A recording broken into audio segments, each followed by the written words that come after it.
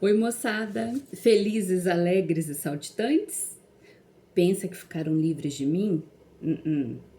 Não é só o curtiço que vocês vão ser felizes, não. Nós temos muita coisa boa pela frente. E vamos fazendo assim de uma maneira mais distante, porém unidos. Vamos lá? A gente precisa ainda terminar um restinho daquela primeira apostila. Nós tivemos alguns contratempos, eu fiquei adoentada naquele finalzinho lá, antes do nosso recesso, e nós não tivemos 2 aulas. Então a gente deu uma atrasadinha e depois nós paramos. Antes disso, eu pedi para vocês pararem um pouco a apostila para a gente fazer aquelas apresentações dos autores que cada um escolheu, lembram? Então, nós temos ali um finalzinho para terminar, mas tá super tranquilo, tá bem bacana. São aulas curtas, bem resumidinhas, de coisas que vocês já viram, que é pra gente poder relembrar agora, beleza? Vamos lá? Então, vocês vão pegar ainda a primeira apostila, que é essa aqui. Lembram dela? Nós vamos pegar aí na aula 6, gênero dramático. Tá? Aula 6, gênero dramático. Vocês vão pegar aí na página 149 e fala um pouquinho sobre o que é o drama. O drama é uma palavra de origem grega, que significa ação. Então, que tipo de texto nós temos? Nós temos um texto literário que foi elaborado para ser executado, para ser representado. E ele é super antigo. Desde lá da época do Dante Alighieri, a Divina Comédia, pode ser representado. Nós temos os exemplos mundiais, aí vamos falar de Shakespeare, que também foram escritos para serem representados.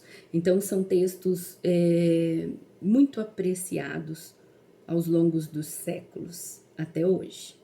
Então, são peças de teatro, são roteiros de filme, de minissérie, tudo escrito para ser executado. Geralmente, ele não tem o narrador, aquele que intermedia os contextos, os acontecimentos. Quem faz isso é o próprio personagem, em conjunto com o outro. Se são monólogos, o único personagem que aparece, ele mesmo vai contextualizando. Se nós temos mais de um personagem, eles se dialogam uma forma de nos localizar. Então, como que nós nos localizamos? Que informações complementares nós temos no próprio texto e que aparece na hora da representação? Local, onde aquilo está acontecendo, contexto histórico, contextualização de uma forma geral de cultura, de princípios, de questões éticas, morais. Então é muito bacana, porque a própria peça de teatro, a peça elaborada para ser encenada, o gênero dramático, oferece essas características. E são, sim, literatura, são tratadas como literatura, como texto literário. A única diferença é que elas são escritas não só para serem lidas, mas para serem representadas. Um importante autor da literatura portuguesa que escreveu muito e que vocês já leram é o Gil Vicente. Ele fez, por exemplo, o Alto da Barca do Inferno e que serviu de inspiração para muitos outros autores mais contemporâneos, como, por exemplo, Ariano Suassuna, com o Alto da Compadecida. Tem mais ou menos o mesmo viés que o Alto da Barca do Inferno. Uma outra questão bacana no gênero dramático é que eu não tenho sempre e necessariamente a caracterização da vida de alguém, mas esse alguém simboliza todo o retrato de uma sociedade. Então, por exemplo, no Alto da Barca do Inferno, nós temos lá a prostituta, nós temos o comerciante, nós temos o parvo. Eles simbolizam tipos sociais, são caricaturas sociais. Então, a prostituta simboliza todas aquelas pessoas que usam o sexo como uma mercadoria, como uma venda.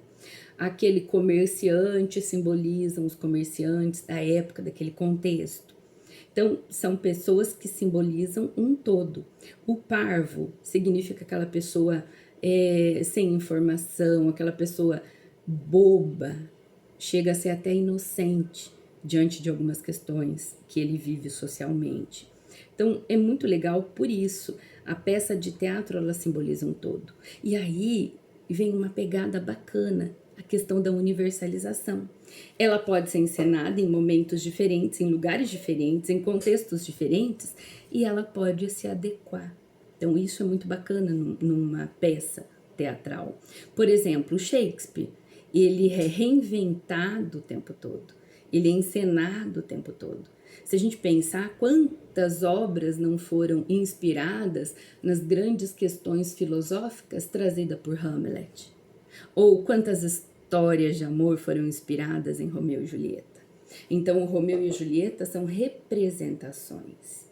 O Hamlet é a representação de alguém que se indigna com a própria questão da vida e da morte. Então, são coisas muito bacanas, muito interessantes. Tem um texto que a própria apostila traz, aqui na página 149, no exercício de classe, que eu gosto muito, que é o Morte e Vida Severina, do João Cabral de Melo Neto. É uma peça escrita em versos. Olha que interessante. É uma peça para ser encenada e ela está escrita em versos, como o Alto da Barca do Inferno. Só que são versos mais contemporâneos. E o Severino, que aqui é apresentado, é um Severino que representa todo o povo do sertão. É um Severino que representa o sertão, o povo pobre, miserável. É interessante porque esse contexto ele se universaliza aí.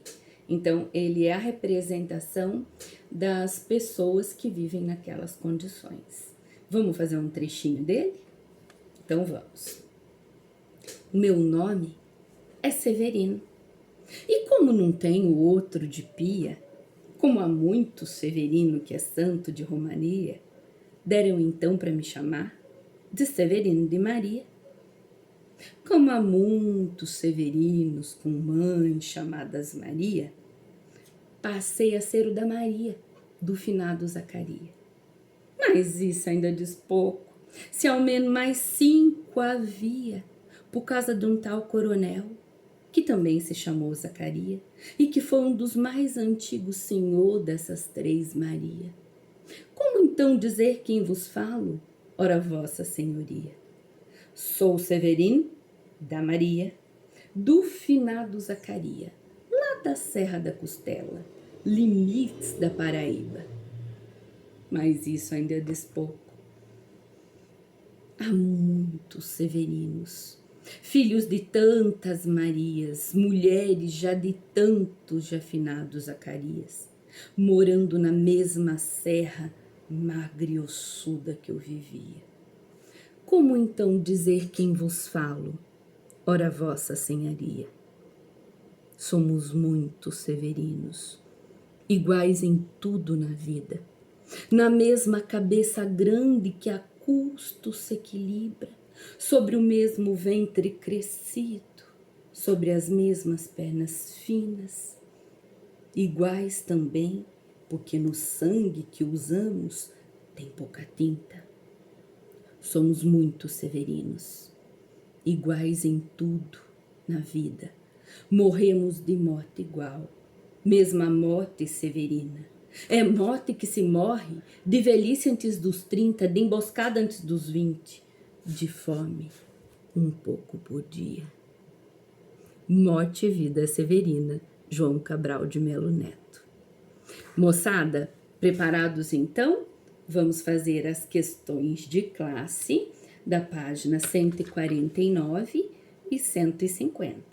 Depois de feito, vão assinalar aí mesmo na apostila, tira uma foto, manda para a prof e eu anoto o nome de vocês, de quem fez, quem não fez. Mas todos vão fazer porque todos estão felizes, estão tranquilos, estão no aconchego do lar e vão fazer as atividades para aprender, para ser feliz e para pensar em um monte de coisa interessante que nós temos.